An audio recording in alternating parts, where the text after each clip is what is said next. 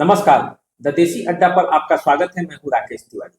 देखिए, बिहार और झारखंड में राजनीतिक गतिविधियां बढ़ी हुई हैं। बिहार में उपचुनाव है और झारखंड में चुनाव है। और जब चुनाव होते हैं तो राजनीतिक दलों के पास काम भी होता है, अपने अपने वोटरों के पास पहुंचना होता है और इसमें राजनीतिक गतिविधियां तो बढ़ ही जाती है। तो देखिए, तेजी के साथ बिहार और झारखंड में कई घटनाएं हो रही हैं और इन घटनाओं के बीच बिहार में शराबबंदी को किस तरह से मुंह चिढ़ाते हुए घटनाएं घट रही हैं, किस तरह से मौत का तांडव मचा है और इस पर विपक्ष किस तरह से हमलावर है, इस बात की भी हम चर्चा करेंगे। हम आज आपके सामने आए हैं तो चर्चा करेंगे कि झारखंड चुनाव में जो एनडीए के बीच सीट शेयरिंग हुआ है उससे उसका असर क्या है और किस तरह से चुनाव में किसको कितनी सीटें मिली हैं और उस सीट मिलने का मतलब क्या है, झारखंड का चुनाव किस दिशा में जा रहा है। बिहार में जो यात्राएं निकली हुई हैं, गिरिराज सिंह यात्रा पर है, तेजस्वी यादव यात्रा पर है और इन यात्राओं का क्या मतलब है और जिस तरह से नीतीश कुमार एक बार शराबबंदी के मामले में घिर रहे हैं उसका जमीनी हकीकत क्या है। आज इन सभी चीजों पर चर्चा भी होगी, कुछ चीजें मैं आपको दिखाऊंगा भी। तो आप हमारे साथ वीडियो के अंत तक बने रहें क्योंकि आज कई महत्वपूर्ण बातें आपसे करनी है। देखिए, झारखंड में एनडीए के सीट शेयरिंग का फॉर्मूला तय हो गया है और एनडीए ने ये बता दिया है कि वो जो आगामी चुनाव लड़ने जा रही है वो किस फॉर्मूले के तहत लड़ रही है, किसको कितनी सीटें मिली हैं। तो देखिए, जनता दल यूनाइटेड जो कि 11 सीटों पर कम से कम दावेदारी कर रही थी उसे मात्र 2 सीटें दी गई। पहले से भी इस बात की चर्चा थी। एलजेपीआर जिसको ऐसा लग रहा था कि इस चुनाव में कोई सीट नहीं मिलेगा, उसने भी 1 सीट पाने में सफलता पाई है। बीजेपी कुल 68 सीटों पर चुनाव लड़ेगी और आजसू जो कि सुदेश महतो की पार्टी है उसे 10 सीटें दी गई है। तो 21 विधानसभा सीटों पर एनडीए के फॉर्मूला जो चुनाव लड़ने का है वो यही है। जीतन राम मांझी इस गठबंधन से आउट हो चुके हैं चुनाव लड़ने के मामले में। ऐसा नहीं है कि वो चुनाव से बाहर हो चुके हैं और एनडीए के विरोध में है, लेकिन वो चुनाव लड़ने की प्रक्रिया से वो बाहर हो चुके हैं, उनको कोई सीट नहीं दिया गया है। अब देखिए, जमशेदपुर पूर्वी से सरजुग राय चाह रहे थे चुनाव लड़ना, लेकिन उन्हें जमशेदपुर पूर्वी के जगह जमशेदपुर पश्चिमी से चुनाव लड़ना पड़ेगा। भी जनता दल यूनाइटेड की टिकट पर चुनाव लड़ेंगे और तमाल से राजा पीटर जनता दल यूनाइटेड के प्रत्याशी हो सकते हैं। तो 2 सीटें तमाल और जमशेदपुर पश्चिमी ये जनता दल यूनाइटेड के खाते में गई है और चतरा एलजेपीआर को दिया गया है। तो एनडीए के जो वहां के सह प्रभारी हैं हेमंत बिश्व शर्मा, उन्होंने कहा है कि एनडीए गठबंधन में चुनाव लड़ना चाहती थी, इसीलिए सबों को समायोजित किया गया है और सबके साथ चुनाव लड़ने की प्रक्रिया है। तो ये तो झारखंड में हो गई एनडीए की सीट शेयरिंग का मामला पूरा। और अब वहां जो एनडीए है वो पूरी तरह से चुनाव लड़ने के लिए तैयार है। अब आइए जरा बात कर लेते हैं बिहार में शराबबंदी का। शराबबंदी तो है, लेकिन शराब सब जगह मिल रहा है और मौत भी जहरीली शराब पीने से हो रहा है। सरकार भी इस बात को स्वीकार कर रही है और जब स्वीकार करना पड़ा उसे, क्योंकि परिस्थिति ही ऐसी है, लोग जिस तरह से मर रहे हैं, हाहाकार मचा हुआ है। सबसे पहले चलिए हम आपको दिखाते हैं, हमारे एक पत्रकार मित्र अनूप नारायण सिंह घटनास्थल पर पहुंचे थे, वहां की स्थिति उन्होंने दिखाई है, जरा देख। नमस्कार, मैं हूं अनूप नारायण सिंह और हम हैं बराहिमपुर गांव में, जो छपरा जिले के मसरख थाना क्षेत्र के अंतर्गत आता है और यहां पर 2 युवक जहरीली शराब पीने से मरे हैं। इसके बाद आसपास के गांव में भी जहरीली शराब का आतंक फैला है। मसरख थाने के 5 पुलिसकर्मियों को निलंबित कर दिया गया है। जो पीछे आप गाँव देख रहे हैं, इसी गाँव के मुस्लिम समुदाय के 2 युवा जो हैं जहरीली शराब से मर चुके हैं और तीसरे की हालत ख़राब बताई जा रही है। हमारे पीछे आप जो ये एक पुल जैसा नज़र आ रहा है, यहीं पर बैठ के पूरी रात उन लोगों ने दारू पी थी और मछली पकड़ा था, जैसा उनके परिजन बता रहे हैं। भूख और गरीबी और इस गांव में इतनी ज़्यादा है कि आपको साफ नज़र आ सकती है। जो घर हैं वो काफ़ी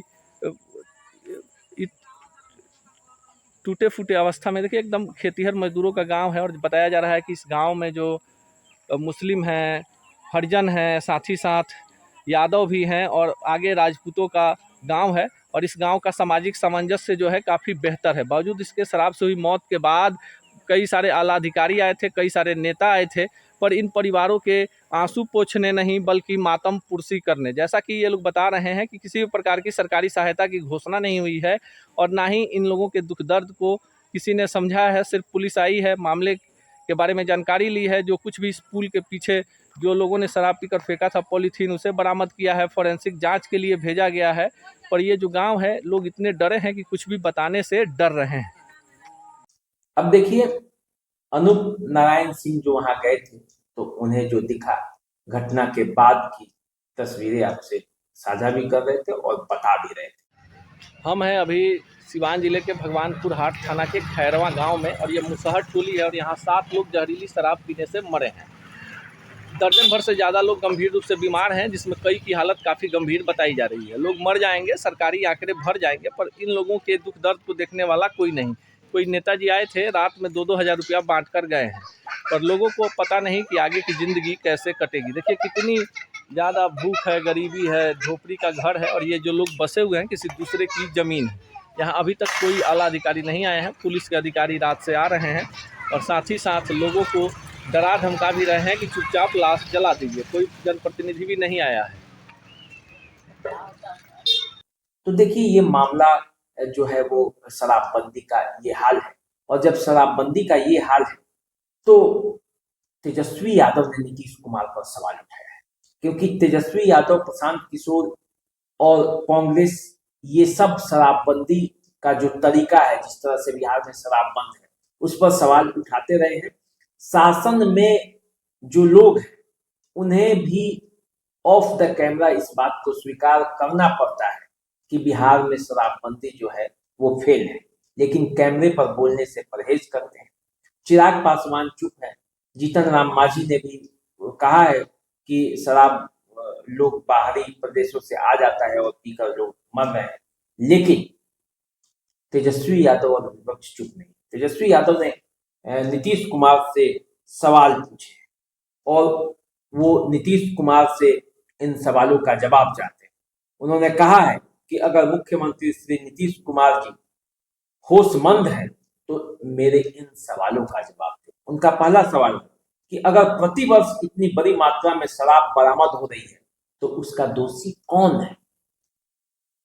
दूसरा सवाल है कि सरकारी गुलाबी फाइलों के अनुसार अवैध शराब से मरने वालों की संख्या 300 से अधिक है, लेकिन हकीकत इसके विपरीत है। अब तक हजारों लोग अवैध शराब के कारण मौत ही नहीं बल्कि उनकी हत्या हुई है। इसके हत्या का दोषी कौन है, दोषियों पर क्या कार्रवाई। ये तेजस्वी यादव नीतीश कुमार से सवाल पूछ रहे हैं। तीसरा सवाल करते हैं कि क्या अब तक, आज तक किसी बड़े पुलिस अधिकारी, पुलिस अधीक्षक पर कभी कोई कार्रवाई हुई। चौथा सवाल, अगर पटना में शराब मिलती है तो इसका मतलब है कि 5-6 जिला पार कर यहां तक शराब पहुंचती है, तो फिर यह उन सभी 5-6 जिलों के पुलिस की नाकामयाबी है कि नहीं। अब जो तेजस्वी यादव सवाल पूछ रहे हैं उस सवाल से तो सरकार घिर ही रही है, सरकार पानी पानी भी हो जाएगी, क्योंकि सवाल ही ऐसा है। तेजस्वी यादव ने पूछा है कि जानकारों के मुताबिक शराब माफिया मुख्यमंत्री से रिटायर अधिकारी के मार्फत सीमावर्ती जिलों के पुलिस अधीक्षकों के पदस्थापना में खुली बोली के अंतर्गत पोस्टिंग करवाता है, अर्थात किस जिले में कौन अधिकारी जाएगा इसका चयन भी शराब माफिया ही करता है। क्या यह आरोप सही नहीं। तेजस्वी यादव ने ये आरोप लगाया है।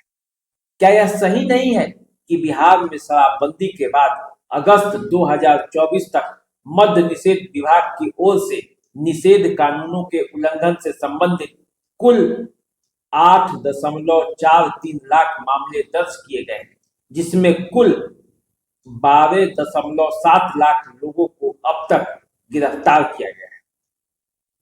मुख्यमंत्री बताए कि गिरफ्तार लोगों में अधिकांश गरीब व वंचित वर्गों के ही क्यों हैं।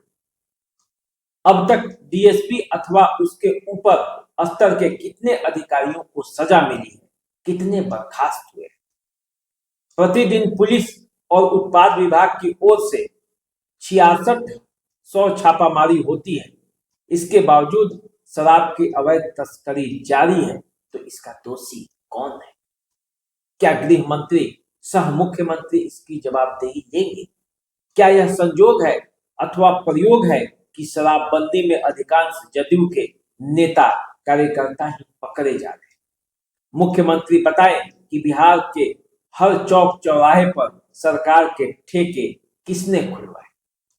तो तेजस्वी यादव लगातार मुख्यमंत्री नीतीश कुमार को घेर रहे हैं, और यदि घेर रहे हैं तो उनका प्रश्न भी जायज है, क्योंकि जिस तरह से सीवान और सारण के सीमावर्ती इलाके में लगातार 2 साल बाद 2 घटनाएं हुई और जिस तरह से मौत का तांडव मचा, उसके बाद सवाल तो नीतीश कुमार से भी होंगे, जिला प्रशासन से भी होंगे और उत्पाद विभाग से भी होंगे कि यदि इतनी फेल्योर सिस्टम है तो फिर शराबबंदी का मतलब क्या है। बिहार में शराब बंद है और मिलता सब जगह है, तो फिर ऐसे शराबबंदी का क्या फायदा। सरकार को इस पर ठोस कदम तो उठाना ही पड़ेगा।